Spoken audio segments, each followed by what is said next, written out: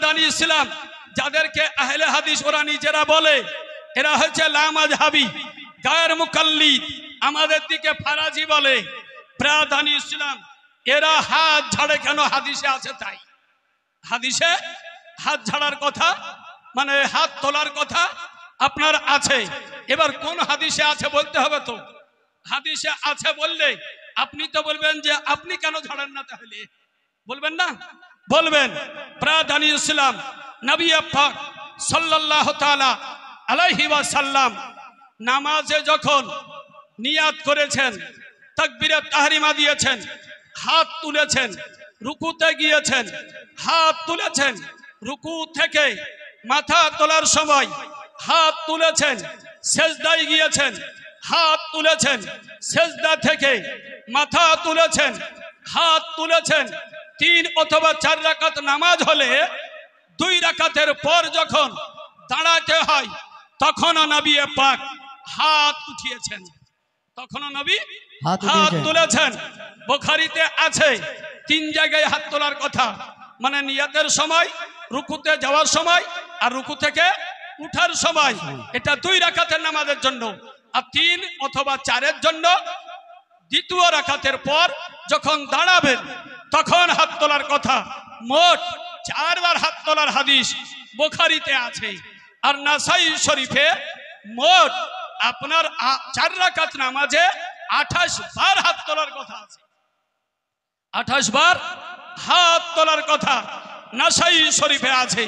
এবার নাসাই শরীফ পড়লেই আপনার পাওয়া যাবে সর্বপ্রথম হাদিসগুলো এনেছেন ওই 28 বার হাত তোলার বয়ান আগে আছে, তারপরে আছে এবার সেজদার সময় নবী হাত তোলেননি ওই হাদিস এসেছে। তারপরে আরেকটা চ্যাপ্টার, ওই চ্যাপ্টারের মধ্যে রুকুতে যাওয়ার সময়ও নবী আর হাত তোলেননি, রুকু থেকে মাথা যখন তুললেন তখনও হাত তোলেননি, কেবল একবারই হাত তোলেন। এই হাদিস ওই নাসাইতে আছে এবং তিরমিজিতেও আছে। বুঝা গেল যে প্রথম দিকে নবী রুকুতেও হাত তুলেছেন, সেজদাতেও হাত তুলেছেন, তারপরে আস্তে আস্তে নবী পাক ক্রমে ক্রমে হাত তোলা ছাড়তে লাগলেন। শেষ পর্যন্ত নবী পাক ইন্তিকাল যখন হয় তখন নবী পাক কেবল নামাজে একবারই হাত তুলতেন, একবারই হাত তুলতেন। এটা আপনি বুঝুন যে শরীয়ত পুরা 23 বছরে আস্তে আস্তে নাজিল হয়েছে। শরীয়তটা পুরা 23 বছরে এসেছে নবীর কাছে। যেমন আগে আল্লাহ রাব্বুল আলামিন কোরআনে কারিমে বললেন লা তাকরাবুস সালাহ ওয়া আনতুম সুকারা, নেশা অবস্থায় নামাজের কাছে যেও না। নেশা অবস্থায় নামাজের নিকটে যেও না। এখানে কি বলা হলো? নেশা যদি তোমার থাকে নামাজের নিকটে যেও না। তাহলে বুঝা গেল কি যে তখনও মদ হারাম হয়নি, তখনও মদ হারাম হয়নি। তারপরে আল্লাহ রাব্বুল আলামিন এই মদকে চিরতরের জন্য হারাম ঘোষণা করেছেন। তাহলে মদ একবারে চট করে সহজেই প্রথমবারেই হারাম ঘোষণা আল্লাহ করেননি। আগে আল্লাহ বললেন নেশা অবস্থায় মদের নিকটে নামাজের নিকটে যেও না। এবার মানুষ দেখলো যে জোহরের নামাজ পড়লাম, মদ যদি খাই তাহলে এই ঘোর কাটবে না, আসর চলে আসবে, নেশা থেকে যাবে, আসর কাজা হবে। অতএব তারা আর মদ পান করলেন না। আসরের নামাজের পরে দেখলেন একই অল্প সময় মদ পান করলে আবার মাগরিব চলে আসবে, নেশা তো কাটবে না, নামাজ ছুটে যাবেন নেশা করলে। আবার মাগরিবের পড়লেন, মাগরিবের নামাজের পরে বোতল হাতে নিয়েছেন, চিন্তা করলেন 2 ঘন্টা পরে তো আবার এশা পড়তে হবে, ঘোর তো কাটবে না, নেশা যাবে না, অতএব মদ পান করা যাবে না। এশার নামাজ পড়লেন, বিছানাতেই মদের বোতলকে তারা হাতে নিলেন, মানে হারাম হয়নি, হারাম তখন হয়নি, মদের বোতল হাতে নিয়েছেন, আবার চিন্তা করছেন এখন যদি মদ পান করি নেশা অবস্থাতে রাত কেটে যাবে, আর রাতে যদি না ঘুমাই সকালে কাজ করা সম্ভব হবে না, তাই এই ঘুমের জন্য মদ পান করলো না। এই রকম যখন মদ ছাড়াতে তারা কিছুটা অভ্যস্ত হয়ে গেল, আল্লাহ এবার মদকে চিরতরের জন্য হারাম ঘোষণা করে দিলেন। যেমন মদটা আগে জায়েজ ছিল, পরে আস্তে আস্তে আল্লাহ রাব্বুল আলামিন বারণ করেছেন। বুখারী শরীফে আছে নামাজের মধ্যে কথাও বলা হতো, নামাজের মধ্যে কথা বলা জায়েজ ছিল। আব্দুল্লাহ ইবনে মাসউদ রাদিয়াল্লাহু তাআলা আনহু বললেন, আমরা নামাজের মধ্যে কথা বলতাম, কেউ যদি এসে জিজ্ঞাসা করতো পরে করাকাত হয়েছে, আমরা নামাজ পড়তে পড়তেই বলে দিতাম 1 রাকাত হয়েছে বা 2 রাকাত হয়েছে, এটা বলে দিতাম। তারপরে আমি হীরা নামক জায়গাতে সফরে গেলাম, ওখান থেকে ফিরে আসছি, আসার পরে দেখছি নবীর পেছনে জামাত চলছে। জিজ্ঞাসা করলাম করাকাত হলো, তো দেখছি কেউ উত্তর দিচ্ছে না, কেউ আর উত্তর দিচ্ছে না। নামাজে শামিল হয়ে গেলাম। নামাজের পরে জিজ্ঞাসা করলাম, বারবার তোমাদেরকে নামাজ পড়াকালীন জিজ্ঞাসা করলাম করাকাত হলো, কেউ উত্তর দিলে না কেন? তখন সাহাবায়ে কেরাম বললেন, নবী পাক আমাদেরকে বারণ করেছেন, আল্লাহর পক্ষ থেকে আয়াত নাজিল হয়েছে কুমু লিল্লাহি কানিতিন। এই আয়াতের কারণে আমরা নীরব ছিলাম, নামাজের মধ্যে কথা বলিনি। তাহলে আগে নামাজে কি ছিল? কথা বলা জায়েজ ছিল, পরে আবার বারণ হয়ে গেল। ওই রকমই নবী পাক সাল্লাল্লাহু আলাইহি ওয়াসাল্লাম আগে সিজদাতে যাওয়ার সময়ও হাত তুলেছেন, সিজদা থেকে মাথা তোলার সময়ও হাত তুলেছেন, রুকুতে যাওয়ার সময় হাত উঠিয়েছেন, রুকু থেকে মাথা তোলার সময় হাত তুলেছেন। পরে নবী পাক এগুলো ছেড়ে দিয়েছেন। যেমন আপনার মুসলিম শরীফ প্রথম খণ্ড 181 পৃষ্ঠা, জাবের ইবনে সামুরা থেকে হাদিস শরীফ বর্ণিত। তিনি বলেন যে রাসূল পাক সাল্লাল্লাহু আলাইহি ওয়াসাল্লাম বললেন, মালিয়া রাফি আইদিকুম মালিয়া আরাকুম রাফি আইদিকুম কাআন্নাহা আযনাবু খাইলিন শামসিন উসকুনু ফিস সালাহ। নবী পাক বললেন, জাবের ইবনে সামুরা বললেন যে নবী পাক আমাদেরকে নামাজে হাত তুলতে দেখে নবী বলছেন, কি হয়েছে তোমাদের যে নামাজে তোমরা বারবার হাত তুলছো? অতএব তোমরা নামাজে স্থির থাকো, নামাজে তোমরা স্থির থাকো। ব্রাদান ইসলাম, তাহলে এই হাদিস থেকে বোঝা গেল যে নবী পাক হাত তোলাকে বারণ করে দিয়েছেন। হাত বাঁধতে হয়, পুরুষদেরকে নাভির নিচে হাত বাঁধতে হয়, আর মহিলা যারা তারা উপরে বুকে বাঁধবে, কেননা এটাই তাদের পর্দার জন্য বেশি কাছাকাছি, পর্দার কাছাকাছি। ব্রাদান ইসলাম, তাই মহিলাদেরকে বুকে হাত বাঁধতে হবে, আর পুরুষদেরকে নাভির নিচে হাত। বুকের ওপরে হাত বাঁধা নিয়ে কোনো ঝগড়া নাই, ওরাও বুকের ওপরে হাত বাঁধে, আর আমাদের মহিলারাও বুকের ওপরে হাত বাঁধবে। এবার আমরা রব্বানী খান 5 ব্যাগ সিমেন্ট দিয়েছেন, আল্লাহ তার দানকে কবুল করেন, আমিন ইয়া রাব্বাল আলামিন। তাহলে তাহির খান 1 বস্তা সিমেন্ট দিয়েছিলেন, আর ব্রাদান ইসলাম তারপরে সাদ্দাম হোসাইন 4 ব্যাগ সিমেন্ট দিয়েছেন, আর একজন আলমগীর দিয়েছেন 1 বস্তা সিমেন্ট, আর একজন দিয়ে গেলেন রব্বানী খান 5 ব্যাগ সিমেন্ট। তাহলে এদিকে 11 বস্তা সিমেন্ট হয়ে গেল।